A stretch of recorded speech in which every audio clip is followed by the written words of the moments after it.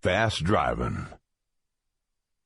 It was in the spring of 1861, while I was at Horseshoe, that the eastern-bound coach came in one day, loaded down with passengers and baggage, and stopped for dinner, Horseshoe being a regular dinner station as well as a home station.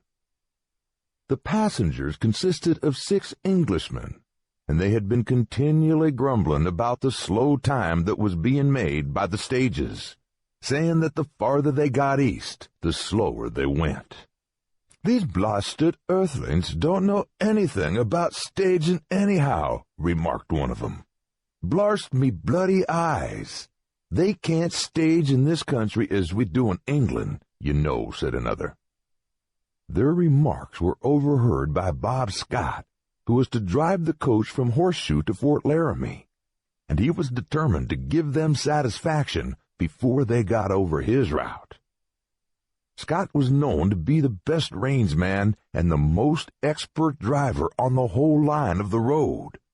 He was a very gentlemanly fellow in his general appearance and conduct, but at times he would become a reckless daredevil and would take more desperate chances than any other driver. He delighted in driving wild teams on the darkest nights over a mountain road, and had thus become the hero of many a thrilling adventure. It happened on this day he was to drive a team of 6 Pony Express horses, which had been only partially broken in as a stage team. As the stock tenders were hitching them up, Bob, who was standing by, said, "I'll show them Englishmen that we blustered heathens do know something about staging in this country." We all knew from Bob's look that something was up. It required several men to hitch up this frisky team, as a man had to hold on to each one of the horses by the bits while they were stringing them out.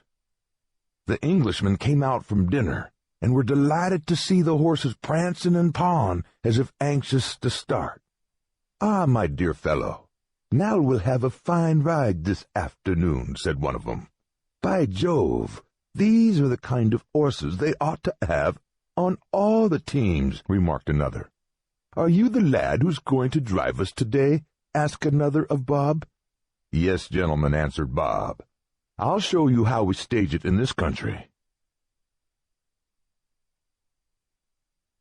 Bob mounted the box, gathered the lines, and pulling the horses strongly by the bits, he sang out to the Englishmen, "All aboard!"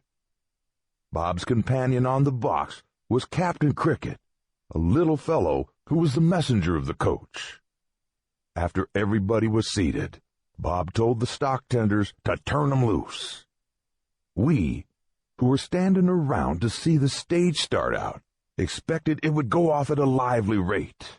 We were considerably surprised, therefore, when, after the horses had made a few lively jumps, Bob put on the big California brakes and brought them down to a walk.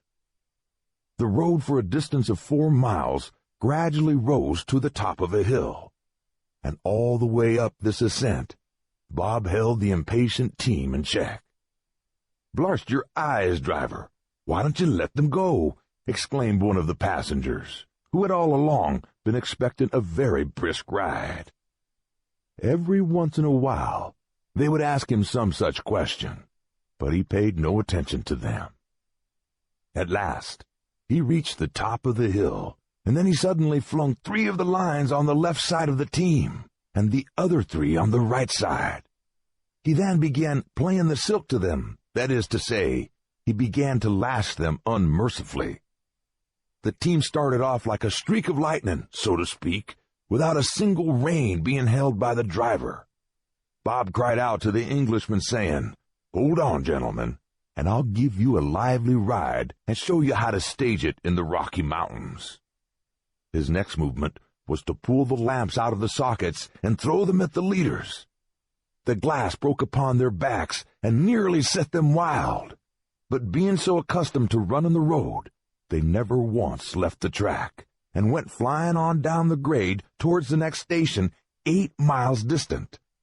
The coach bouncing over the loose stones and surging from side to side as an eggshell would in the rapids of Niagara. Not satisfied with the breakneck rate at which they were traveling, Bob pulled out his revolver and fired in rapid succession, at the same time yelling in a demoniacal manner.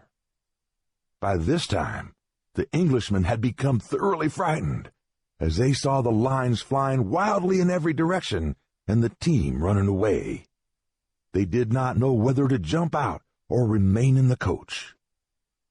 Bob would occasionally look down from his seat, and seeing their frightened faces would ask, "Well, how do you like staging in this country now?" The Englishmen stuck to the coach, probably thinking it would be better to do so than to take the chances of breaking their necks by jumping. As the flying team was nearing the station, the stock tender saw that they were running away and that the driver had no control over them whatever. Being aware that the Pony Express horses were accustomed to running right into the stable on arriving at the station, he threw open the large folding doors, which would just allow the passage of the team and the coach into the stable. The horses, sure enough, made for the open doorway. Captain Cricket, the messenger, and Scott got down on the boot of the coach to save themselves from colliding with the top of the stage door. The coach would probably have passed through into the stable without any serious damage, had it not been for the bar or threshold that was stretched across the ground to fasten the doors to. This bar was a small log, and the front wheel struck it with such force that the coach was thrown up high enough to strike the upper portion of the door frame. The top of the coach was completely torn off, and one of the passengers' arms was broken. This was the only serious injury that was done, though it was a matter of surprise to all that any of the travelers escaped. The coach was backed out when the running gear was found to be as good as ever. The top was soon patched up, a change of team was made, and Bob Scott, mounting the box as if nothing had happened, took the reins in hand and shouted, "All aboard!" Englishmen, however, had had enough of Bob Scott, and not one of the party was willing to risk his life with him again. They said that he was drunk, or crazy, or both, and that they would report him and have him discharged for what he had already done.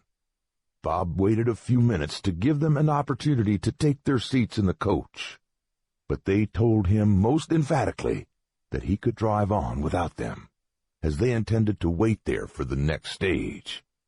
And Bob drove away without a single passenger. He made his usual time into Fort Laramie, which was the end of his run. The Englishmen came through on the next day's coach and proceeded to Atchison, where they reported Bob to the superintendent of the line, who, however, paid little or no attention to the matter, as Bob remained on the road. Such is the story of the liveliest and most reckless piece of stage driving that ever occurred on the overland stage road.